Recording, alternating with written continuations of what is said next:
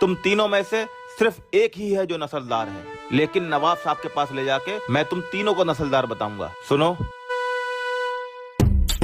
नवाब साहब कैसे हैं आप? हम अच्छे हैं, आप बताइए कैसे हैं?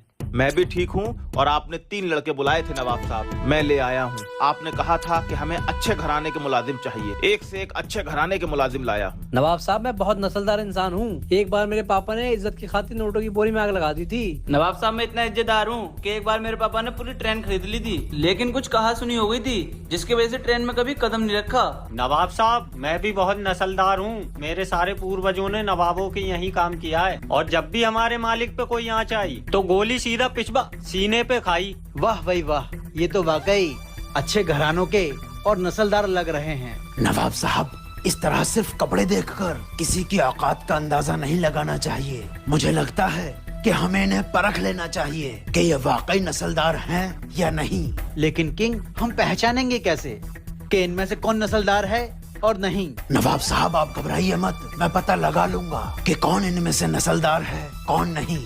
जाओ कोड़ा लेकर आओ। चलो सब। पता नहीं किंग के दिमाग में क्या चल रहा है।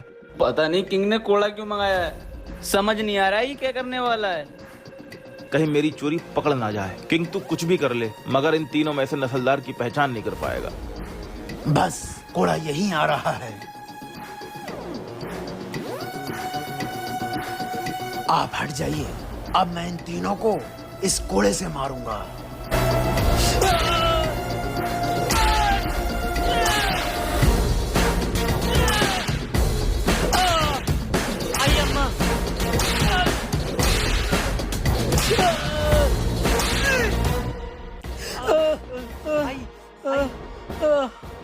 इन्हें हमारे यहाँ के शाही फल खिलवाओ। नवाब साहब फल हाजिर हैं। ये फल तुम तीनों लोग खा लो।